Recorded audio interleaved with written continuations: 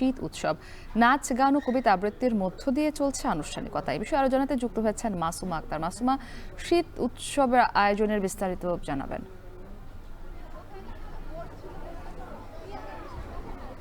মুক্তি বাংলা পঞ্জিকা অনুসারে কিন্তু এখনো শীত আসতে বেশ খানিকটা অপেক্ষা করতে হচ্ছে আমাদের।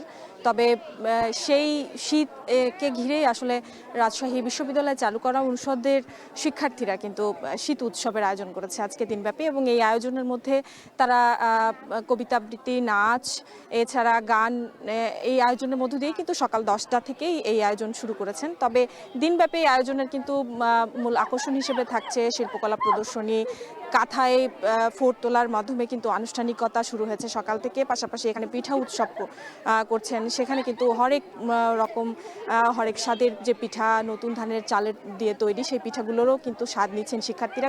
এছাড়া নানান রঙের শাড়ি, পাঞ্জাবি পরে কিন্তু শিক্ষার্থীরা আসলে আজকে চারুকলা অনুষদে এই শীতের যে আগমনী বার্তা, সেটি কিন্তু নিজেদের মধ্যে অনুভব করছেন। এবং আরেকটি বিষয় বলে রাখি যে এই শীতে এই আসলে নানান ধরনের পিঠা পুলি খাওয়ার কিন্তু ধুম পড়ে যায় গ্রামের ঘরে ঘরে। তবে সেটি শহুরে জীবনে যেহেতু সেই প্রাধান্যটি বা সেই সুযোগটি খুবই কম। তবে শিক্ষার্থীরা এই বিভাগের শিক্ষক মন্ডলী যারা রয়েছেন তারা বলছেন যে শিক্ষার্থীরা পরিবার পরিজন ছেড়ে আসলে বিশ্ববিদ্যালয় হলগুলোতে থাকেন, বিশ্ববিদ্যালয়ে পড়াশোনার স্বার্থেই থাকতে হয় সেহেতু আসলে এই যে প্রকৃতির পরিবর্তনের সাথে সাথে যে আনন্দ আয়োজনের পরিবর্তন, বাঙালির 13 পার্বণ উদযাপনের যে আনুষ্ঠানিকতা, সেটির আনন্দ কিছুটা শিক্ষার্থীদের মধ্যে ছড়িয়ে দেওয়ার উদ্দেশ্যে, পাশাপাশি গ্রাম বাংলার যে ঐতিহ্য রয়েছে তার সাথে শিক্ষার্থীদের মন এবং মননের যে আসলে সংযোগ, সেটি ঘটানোর স্বার্থেই মূলত আজকের এই শীত উৎসবের আয়োজন। প্রতি বছরই কিন্তু চারুকলা অনুষদ এই আয়োজনটি করে থাকে, এবারও তার ব্যতিক্রম নয়। এবারও কিন্তু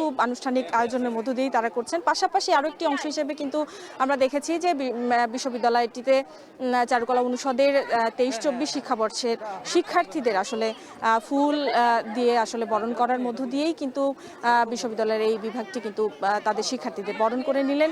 কিছুক্ষণ আগেও সেই বরণ পর্ব চলছিল। পাশাপাশি কিন্তু আমরা দেখেছি যে আনুষ্ঠানিকতার পরপরই আসলে শিক্ষার্থীরা এখানে পিঠা, নানান ধরনের পিঠাপুলি কিন্তু খাচ্ছেন নিজেরা, সকলেই কিন্তু সেই পিঠার স্বাদ নেওয়ার মধ্য দিয়ে দিনটিকে উদযাপন করছেন।